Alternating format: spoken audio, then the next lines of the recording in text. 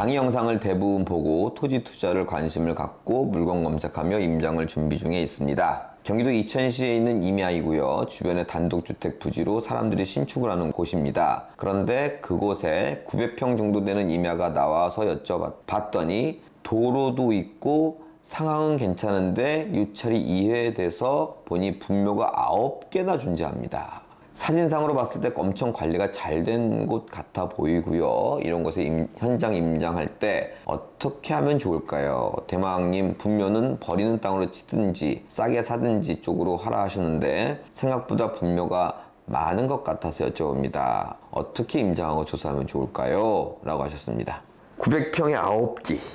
자, 몇 가지 상황을 한번 살펴볼게요. 첫째, 묘를 잘 썼다 못 썼다를 떠나서 묘의 면적은 그리 크지 않습니다. 그래서 묘가 모여 있다면 묘의 자리를 버리세요. 버리라는 표현은 임야는 보통 좀 다른 지목에 비해 저렴합니다. 저렴하기 때문에 그거를 버렸을 때 100평을 버린다면 나는 800평을 샀다라고 생각하시고 평단가를 계산하셔가지고 그래도 시세보다 싸면 입찰을 하시기 바라겠습니다. 자, 그런데 우리가 항상 이 소신과 원칙이 있어야 되는데요. 우리가 장기 보유가 원칙으로 되어 있다면 대한민국에서 이제 묘는 영원히 쓸 수가 없습니다. 한 30년 정도 쓰면은 이제 그만 써야 돼요. 대한민국 이제 장묘, 즉 묘를 이렇게 하는 문화가 없어졌습니다. 어떻게 해야 되냐면 선산에다가 우리 할아버지를 이제 모신다 이렇게 해도 거기에서 최장 30년까지 모시고 이제 다시 파서 화장을 해야 되는 법이 있습니다. 종합적으로 봤을 때 내가 이거를 돈이 필요하기 전까지는 보유한다 라고 하면 그 묘의 주인은 카운터가 시작되는 겁니다. 둘째, 내가 버리고 산다 라고 생각하면 내가 신경 쓸 일도 없습니다. 셋째, 그럼에도 불구하고 많이 싸질 겁니다. 특히 1기가 아니라 9기라면 사람들은 혐오시설로 생각을 해서, 그리고 100평을 버린다는 생각을 하는 사람은 극히 드뭅니다. 장기 보유 죽을 때까지 이런 생각을 하는 사람도 없고 버린다는 생각하는 사람도 없습니다. 그런 생각을 하는 사람이 없다는 얘기는 가격이 무진장 많이 떨어질 겁니다. 한 반값 정도는 떨어질 거예요, 최소. 자, 그래서 이걸 또 한마디로 풀자면 원칙이 딱 정해졌다면 반값에 사자. 끝났습니다. 사고 나서 이제 거기에 이제 지료를 청구를 하시든 그건 알아서 하시는데 어차피 내가 없는 땅이라고 생각했기 때문에 그 정도 마인드는 갖고 투자하셔야 될 것 같습니다. 부수적인 얘기를 드리도록 하겠습니다.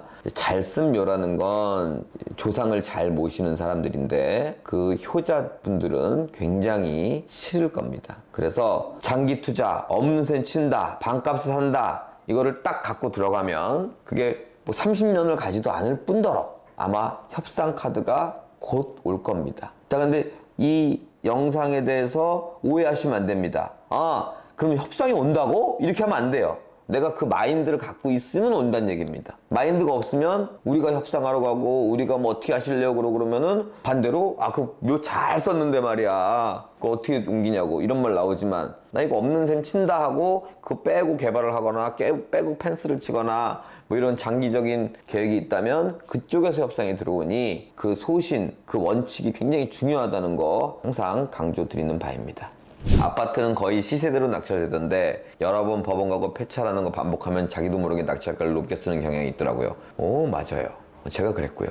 아니, 누구나 다 싸게 사고 싶죠. 근데 조사하기 편하고 권리 분석하기 편하고 제일 쉬운 물건들은 싸게 살 수가 없거든요. 그러니까 내가 마음하고 다르게 내가 그 입찰 가율에 맞추는 거야, 내가. 그럼 그걸 인정하는 거죠. 500만 원 싸는 게 싼 게 그래도 많이 싸게 사는 거야, 이렇게 맞추는 겁니다.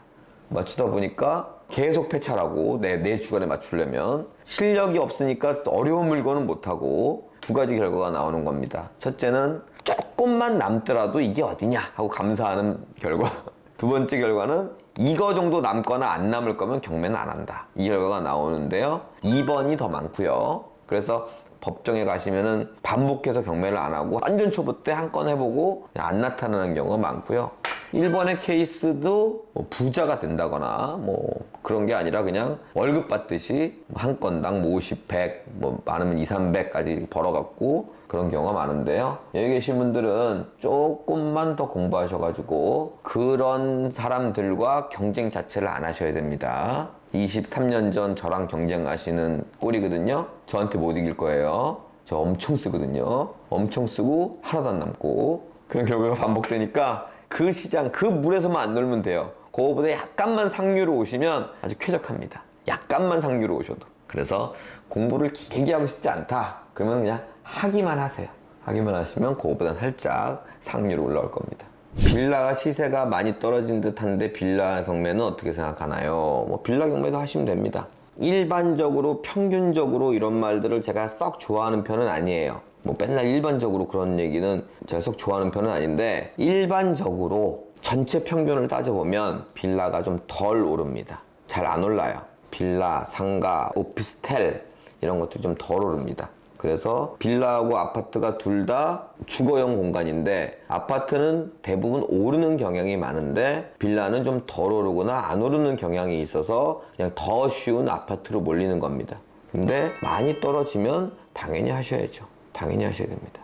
무주택인데 경매와 분양 중에 고민됩니다 라고 하셨는데요. 이제 지금은 썩 고민이 안 되실 수도 있어요. 지금 뭐 분양에 대해서 굉장히 뭐 피가 많이 붙는다거나 아니면 뭐 로또 분양이라든가 이런 말이 조금 사그러진 시기이다 보니까 지금은 좀 덜 그럴 수 있는데요. 경기가 좋았을 때는 경매보다 분양이 더 나았을 때가 있었습니다. 그런데요, 두 개를 다 걸어 놓고요. 지금 무주택자라면 들어가 살 집을 찾는다는 얘기인데 들어가 살 집에 어느 지역이 좋고 자기가 살고 싶은 지역을 설정을 하세요. 내가 살고 싶은 지역에 설정을 하셔서 분양 또는 경매가 나오면 순차적으로 하시는 걸 그냥 추천드립니다.